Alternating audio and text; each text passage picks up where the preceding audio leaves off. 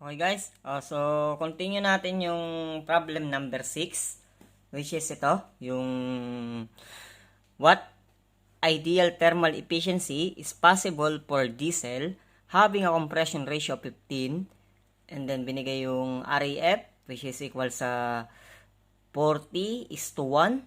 So means yung air fuel ratio natin is 40 kilogram of air per kilogram of fuel.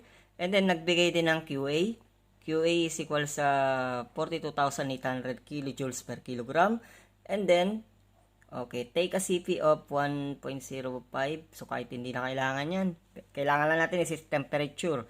Temperature of 15.6 degrees Celsius. Okay, so hanapin natin yung efficiency. So palabasin natin by using this given.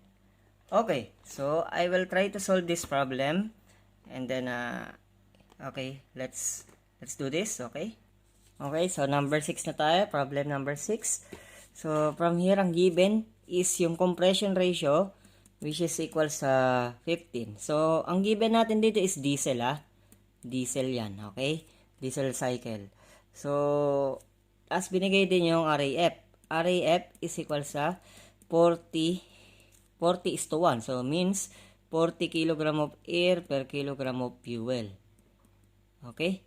And then, nagbigay ng QA. QA will be equal sa, or the heat supplied, 42,800 kilojoules per kilogram of fuel. Siyempre, fuel yan.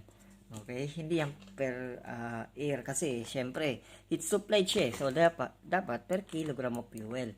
Okay? And then, nagbigay ng temperature 1, which is equal sa 15.6 degrees Celsius. Okay. So, alam naman natin ang efficiency ng diesel cycle. Diesel cycle is equal sa E. Efficiency is equal sa work net over QA.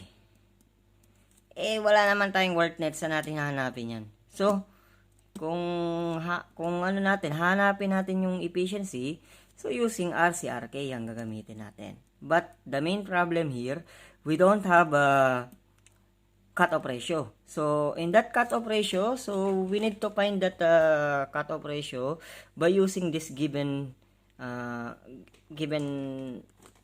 QA and then temperature. Okay, so lagay natin 1 minus, so kabisado ko naman yung so kahit di na natin i-derive. So check nyo na lang yung yung derivation natin dun sa mga unang video. So RC raised sa K minus 1, and then may K ka dito, then RK K minus 1, then RC minus 1. So this is the formula for efficiency. Okay, so here meron na tayong RK. Okay, meron na tayong RK. So from here, ang kulang na lang natin is itong si RC. Okay. So, from here, pwede ba natin kunin yung relationship ng T2 sa T3? So, from this given QA, pwede natin makuha yan, di ba? So, ito muna. RK muna tayo. Sa T2 muna tayo. Hanapin natin yung T2. So, T2 is equal sa, normally, T1 multiplied by RK raised sa K minus 1. Okay. So, from here, 15.6 plus 273 Kelvin plus RK 15 raised sa 1.4 minus 1. Okay? So, ilan yung temperature niyan? So, lagay natin 15.6 then plus 273 plus 15 raised sa 0.4. Okay? So, therefore, ang temperature is equal sa 852.57. Okay? So, 57, degree, Kelvin na lang yan. Okay, so save natin yan sa A. So, yan yung T2, tatandaan ha. Okay, so, para naman natin kukunin si T3? Okay, so si T3, alam naman natin na pwede siya makuha dito sa QA. Bakit? QA is determined by the equation MCP T3 minus T2. Okay, so, here, pwede na natin siya masolve. Okay, si T3, pwede na siya masolve. Pero, ang pinaka natin dyan, anong natin dito? So, kalaban natin dyan, dapat itong ano natin, gamitin ba natin itong 40? Parang may paggagamitan kasi ito eh. Okay, so i-try lang na muna natin. Okay? Okay, so ano ba yung QA? So QA natin is sheets of light. But here, since ito ay function siya ng ano ba to? Dapat mass ng air ito dapat, 'di ba? So therefore, kung mass ng air ang gagamitin natin, kung fuel ito, QA ito, 'di ba? Fuel. So dapat ang QA natin is in terms of kilojoules per kilogram of air. So paano natin gagawin 'yan? So 42,800 kilojoules per kilogram fuel. Okay. So multiply natin yan by 1 over 40 kilojoules ng air, ay kilogram ng air over kilogram ng fuel. So therefore, magka-cancel si fuel. Cancel. So therefore, matitira is kilojoules ng air. Okay? Kilojoules per kilogram of air. And then, since ito ay per unit mass, so divide natin yan by M. So, yan na yun, di ba? Per unit mass na yan, di ba? Okay, so, CP. Ano yung CP? Hindi natin kailangan ng CP ng ano, yung given. Lagay lang natin dyan. So, RKK minus 1 ito, di ba? Equivalent to sa RKK minus 1, okay? So, lagay natin doon 0.28708 kilojoules per kilogram Celsius or Kelvin. Then, over, multiplied by 1.4 pala muna. Then, over 1.4 minus 1. Lagyan natin yung pinakamalaking parenthesis. And then, here, T3 ang nawawala minus T2, which is equal sa 852.57 Kelvin. So, from here, pwede na natin siya ma-solve. Diba? Okay, so solve na natin. So, 42,800 divide 40, then 0.28708 multiple 1.4, then 0.4, then x, tama? X na lang yung nawawala. Then 800. So sinave natin sa A 'yon, di ba? Sinave natin sa A, okay? So therefore, ang sagot is nakuha na pala eh. So T3 is equal sa 197.48. Okay? So degree Kelvin lang, walang degree. Okay? And then next is hanapin natin si RC. So, si RC is equal sa T3 over T2. Okay. So, solve na natin pala to. Save natin to sa B. Okay. So, therefore, kung kukunin natin yan, B over A, dito sa calculate natin, so, therefore, lumalabas, ito yung RC natin.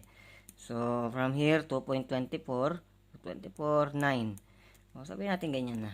Okay. Yan yung RC mo, RC value. Then, save natin to sa C, syempre, para mabilis mag-store. And then, yung 15 mo, yung RK, ito yun, di ba, RK. So, save natin yan sa D, para mabilis natin makuha yung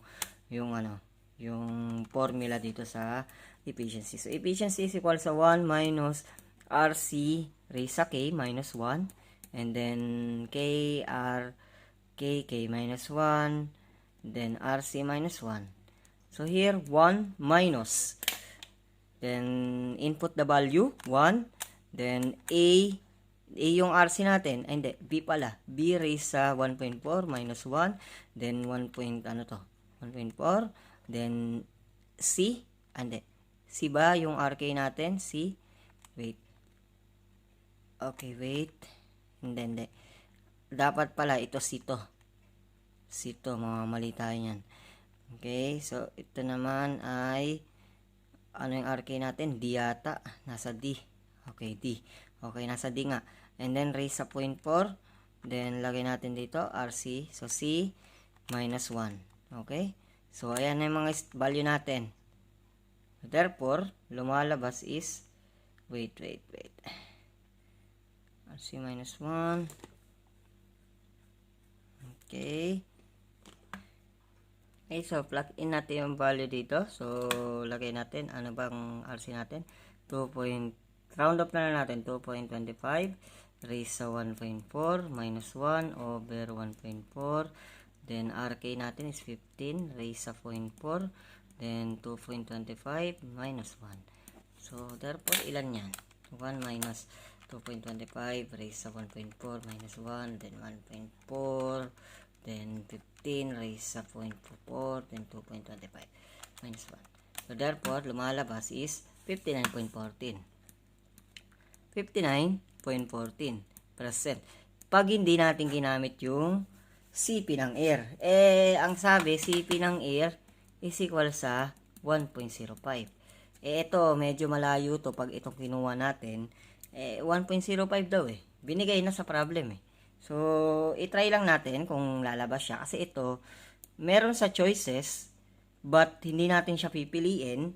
Bakit? Kasi hindi naman natin ginamit. Unless, kung hindi binigay, ito yung sagot natin. Tama? Pero kung binigay ng CP, didirekta natin. So, palitan lang natin to. Palitan lang natin tong itong portion na to ng 1.05.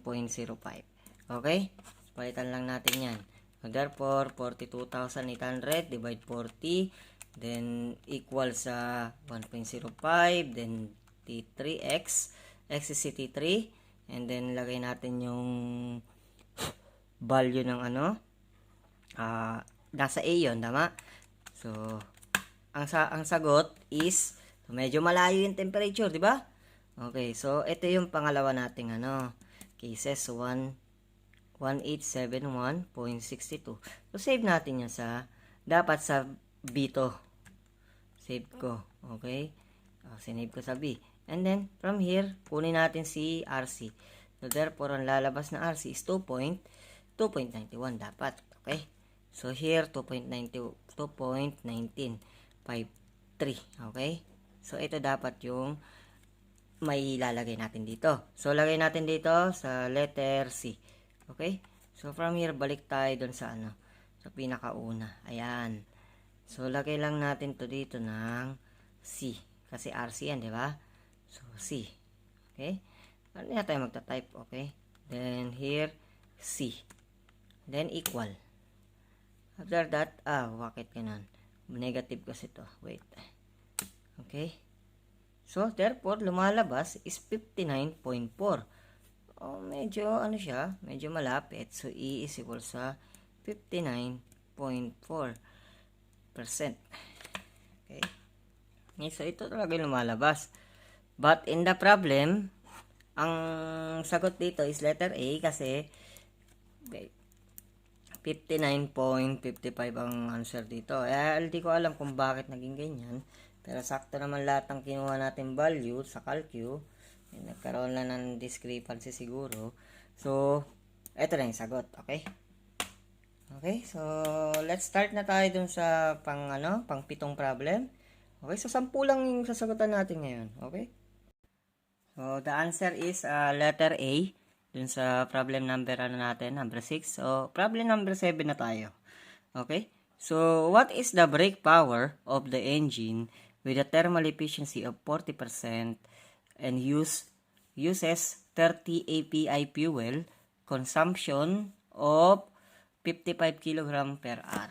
Okay, of fuel. So, therefore, hinahanap yung brake power. Okay, so solve natin to. Okay. Okay, so given tayo ng thermal efficiency. So, anong thermal efficiency yan? Brake. So, therefore, brake thermal efficiency is equal sa 40%. Okay? And then, nagbigay ng degree API. API natin is equal sa 30 degree API. Okay? Ngayon, nagbigay ng fuel consumption or yung MF. MF is equal sa 55 kg per hour. Okay. So, hinahanap yung brake power. So, alam naman natin ang brake power. Okay. So, define natin yung efficiency ng brake is equal sa power, brake power over yung QA natin. Tama? Yung QA. Tama, QA. Yung kung ano natin. Kasi input, diba? Output over input. So, ito yung magiging formula mo. Okay? So, from here, paano natin to sisimulan? So, simulan natin to. QF pala to. QF. Or, sa other na libro, PB. Then, ito naman ay EC. Tama? Energy chargeable na tinatawag. Okay? So, energy chargeable ang tawag dito. So, ito yung yung input power natin. So, ito yung chemical energy natin. Okay, kaya yung nakalagay is energy chargeable. So, from here, MF multiplied by QH. But, the problem here, wala tayong QH. So, pwede natin gamitin to. Okay, so, kabisado pa ba ang QH? As per the API, kung API ang given, so, 140, ano ba yan? Nakalimutan ko. 140, hindi, 100, mali pala. 41,130 plus the 139.6 API. Okay, so substitute natin yung API dito. API will be equal sa 30. So, gawin natin dito. So, 4, 1 na, ano to? Hindi na po focus ha. Okay, so, 41,130 plus 139.6, then 30. So, therefore, ang sagot is 45. Yun yung QH. Yung higher heating value pa lang ng fuel natin. Okay? So, kilojoules per kilogram of fuel. Okay. But here, EC is equal sa, ang given is 55 kilogram per hour. Ano to? Fuel to, diba? Fuel din yan. Then, multiply natin yan sa nakuha natin, which is 41,318. Okay, kilojoules per kilogram fuel. So, from here, magka-cancel to, cancel. So, matitira is kilojoules per hour. Okay? Matitira is kilojoules per hour. Okay? So, kilojoules per hour ang natira. So, ito, gawin natin tong in terms of kilowatt, diba? So, paano gagawin? So, 1 hour equals sa 3,600 second. Okay, so natin. So, therefore, kilowatt na yung lalabas dito. Okay, so kilowatt na yan. But, here, hinahanap is, tatandaan, P break. So, P break is equal sa thermal efficiency multiplied by EC. Okay? So, here, lalagay natin dito is 40% ang given natin. Then, multiply natin sa EC, which is equal sa ito. Okay, so kakumpitin na nga natin. Okay, then multiply na sa 55 over 3,600. Therefore, lumalabas is 692.35833. Okay, then multiply natin yan sa percentage ng 40. Okay, so 40, ano yun? 40 natin, 0.4, diba? Okay, 0.4. Therefore, lumalabas sa sagot is P break natin is equal sa 276.9433. Okay, so kilowatt yan ha. Okay, so kung mapapansin natin, ang sagot is letter A. Okay, letter A tuloy. Letter D. Okay, so 276.94. Okay, kilowatt. So, next problem tayo. Okay, so sagutan natin tong iba lang yung given. Okay, so 6 cylinder naman siya, pero iba-iba yung given naman. So, ang given na niya is brake torque, kilogram force, meter. Then, nagbigay ulit 16. Yung isa 16, yung isa naman is 12.5 kilogram meter. Yung 1 cylinder is cut off. So, from here, ano yung shortcut natin? So, kung shortcut ang pag-uusapan, so, sige, yun natin. Solve na natin. Okay, so, kung mapapansin nyo, ulit, indicating power ang hinahanap. So, gawa na natin siya ng shortcut. So, from here, P indicating at 6 cylinder is equal sa P break ng 6, then P break ng 5. But, ito ay i-multiply natin to by how many cylinder, okay? In the given, okay? So, P indicated at 6 is equal sa PB. Ano yung PB natin? So, therefore, 2 pi T6 minus T5. 2 pi Tn, and then N natin is equal sa 3,600 over 60. 8,600 tuloy. Yung N natin is given 2,000 RPM. So, from here, multiply natin ito by 6 para hindi magkalimutan. And then 2 pi. Then multiply natin TS. So, si T6, so yung torque natin is equal sa ilan? 12 point, ano ba ito? Okay, 16 pala. 16 minus 12.5. Anong unit? Kilogram meter. Kilogram meter. So, therefore, anong kailangan nating idagdag dito para magkaroon tayo ng kilonewton? So, from here, mass times the acceleration, which is 9.81 meter per second. Okay? 9.81 meter per second. Then, i-derive natin yung iba dyan.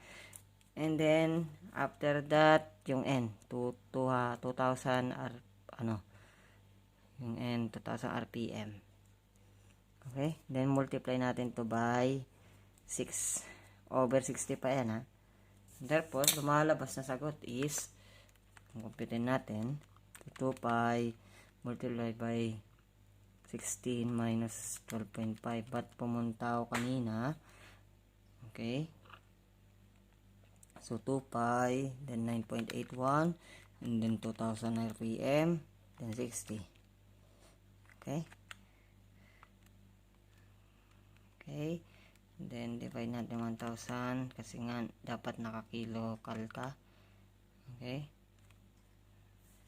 Lumalabas ito. Okay, so, bali lumalabas is 17.1881. 82 na lang. Okay? So, ito, hindi pa natin ito. Isang cylinder pa lang to. Pero, kailangan natin yung 6. Okay? Complete. Therefore, multiply na by 6. Okay? So, lumalabas is yung P input natin, P input tuloy, yung P break natin, break or, okay, P input pala, indicated pala hinahanap dito. So, lumalabas is 43.13 kilowatts. Okay, but in this question, ang sagot is 43,000. Okay, hindi pala, 43.104 kilowatts. Yun yung sagot. But here, ginamitan natin siya ng kaya nagkaroon ng discrepancy. So, parehas lang yan. Okay, so next tayo, yung letter letter D. Okay, so, solve na natin. Okay, so number 8 tayo. Number 8 problem. So, ito, an air standard diesel cycle operate at a suction pressure of 100 kPa at a percent clearance of 6%, and the fuel injection was cut off at 5% of the length of stroke. Okay? So, using cold air, so determine the thermal efficiency. So, from here, palabasin natin sagot. Okay? Okay, so given is pressure. Okay, pressure is 100 kPa. So, puro ambient lahat eh. And then, nagbigay pa ba ng Okay, wala na pala. So, madali lang pala to. Okay, so, since ito ay diesel, so efficiency natin, may magsisimula sa 1 minus 1 ay RC raised sa K minus 1, then over K, then RC minus 1, then RK raised sa K minus 1. Okay, so lagay na natin, plug in natin value. But ang problema dito sa problem na to, hindi binigay si RC. So, paano natin kukunin si RC? So, si RC is defined as T3 over T2. Pag temperature ang given natin. But in mechanical engineering, so, ang RC natin is 1 plus the volume of fuel injection. Okay? So, ito, dinerive ko na to. So, yan, lagay mo na lang dyan. And then, volume ng percent clearance. Okay? Masunurin naman pala kayo eh. Okay? So, from here, anong gagawin natin dito? So, 1 plus, yung percent, ito percent to ha. the percent clearance. So, from here, ilagay natin dito yung 5%, okay? So, 5% over 6%. So, therefore, anong lalabas na natin? So, 1 plus 5% over 6%. So, lumalabas is 1.33. 1.33 tuloy. 1.833. Okay? So, ito yung RC natin. Okay? O, save na lang natin sa C. Okay? And then, next is, meron na tayong RK. So, RK, 1 plus C over C. Yun yung formula natin. So, 1 plus, ano yung percent clearance natin? 5%, 6%. Over 6%. So, ito na yung natin, last. Okay, RN kasi kaya last. Okay. So, here, 1 plus 6% over 6%. So, therefore, lumalabas is 17 point, RC natin, 17.667 kilo ano to? Hindi, walang value yan. Walang value yan kasi ratio yan. Loko talaga. Okay, so, solve na natin dito. So, 1 minus, anong RC natin? RC natin is 1.833 raised sa 1.4 minus 1 over 1.4 then multiplied by RC minus 1 which is equal sa ilan? Ano yung RC natin? So, 333 then minus 1. Then, RK natin multiplied by here. So, lumalabas is 17, ilan ba? So, 53 over 3. Then, multiplied by, so natin siya i-multiply by RK, which is equal sa 17.667 na naka-raise sa 0.4. Okay, so sagutan na natin. 1 minus, ano to? Nasa letter C yata yun, okay? Okay, letter C nga. Okay, then raise sa 1.4 minus 1. Then 1.4, then 1.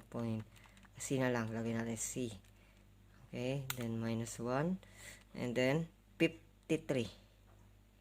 Yung ano natin. Okay? 53 over 3.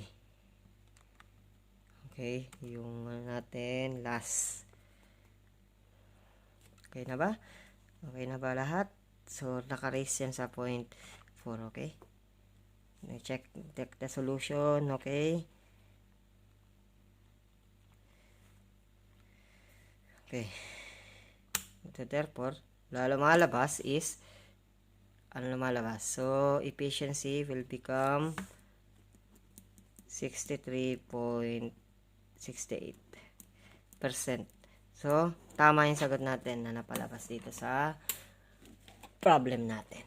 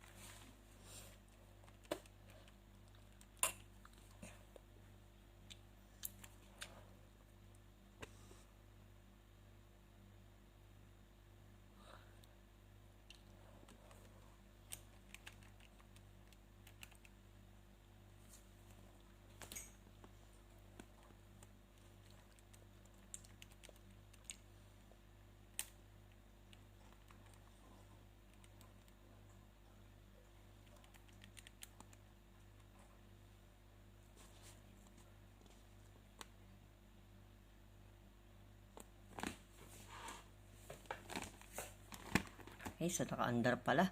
So, ano na natin? So, ito yung sagot. Okay. Okay, naka-under pala. Hindi ko na ano. Okay. Okay, so next tayo. Next na ano problem. Itong ano natin. So, 4-cylinder diesel engine with the 250 mm bore and 350 mm stroke is running at 1,800 RPM.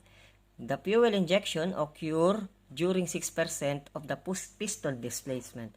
So, determine the cut-off volume. So, yung percent natin, yung cut-off volume natin dun sa from B3 saka B2.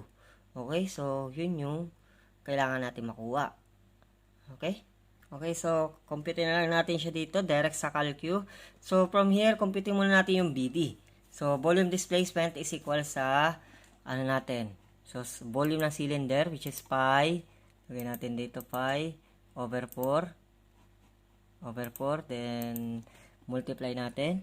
So multiplied by ano yung d square natin. So d square natin is 0.25 na naka-square. Okay, then multiplied by 0.3. Okay, 0.3235. Then, ano yung NC mo? May NC ka dito tinatawag or yung Canto over S. So, Canto over S, number of cylinder, number of acting, number of ano pa yan? Yung sa revolution natin, number of stroke. So, 4 stroke or 2 stroke tayo. Diba? Yun yung ginagamit. Okay, so since hindi binigay yung number of stroke dito, so laging i-assume natin 4 lagi yan, 4 stroke lagi yan. Okay?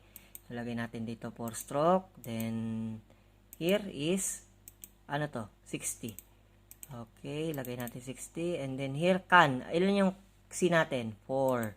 Then multiplied by number of acting. Number of acting hindi binigay, automatic 1. And then yung binigay yung natin RPM which is equal sa 1/8. Okay, 1/8 times 2 because Canto, di ba? Canto over S. Then ito na siya, di ba? So yan yung lumalabas na BD natin, volume displacement. Ang sabi dito, yung fuel injection natin occurs during 6% of the volume displacement. So meaning to say, kung ano yung sa volume injection mo na is 6% siya ng piston displacement. So therefore, lagay natin dito times 6%. 7 percentage dito, percent here, yun, okay? So lumalabas is 0.06185. So tama yung sagot natin. Okay? Okay. Okay, so sagutan natin tong last problem for today. So okay. So ang mangyayari dito, the compression ratio of the air standard diesel cycle is 12. The maximum cycle temperature ay 23, which is equal sa 1890 Kelvin. Is compression starts at 100 kPa and 300 Kelvin. Determine the thermal efficiency if a cut-off ratio of 2.0 is maintained.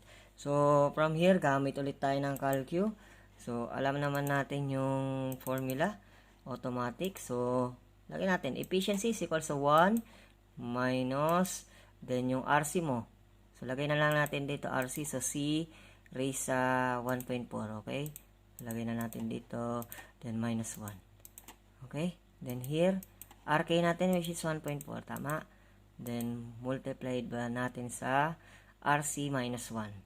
So, RC minus 1, which is C, minus 1. Then, naka-C tayo, o naka-RK tayo, which is B. Okay? RK raised sa 1.4 minus 1. Okay? So, ayan na. Ayan na. Kompleto na yung natin. So, input na lang natin yung value ng letter C. Yun yung cut-off ratio.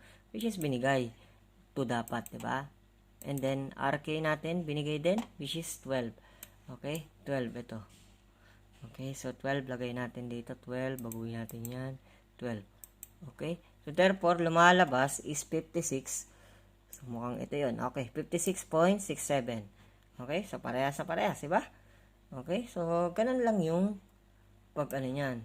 Basta, medyo kabisado mo yung derivation or kaya, tawag doon na marunong ka talaga mag-derive. So, makukuha mo yan.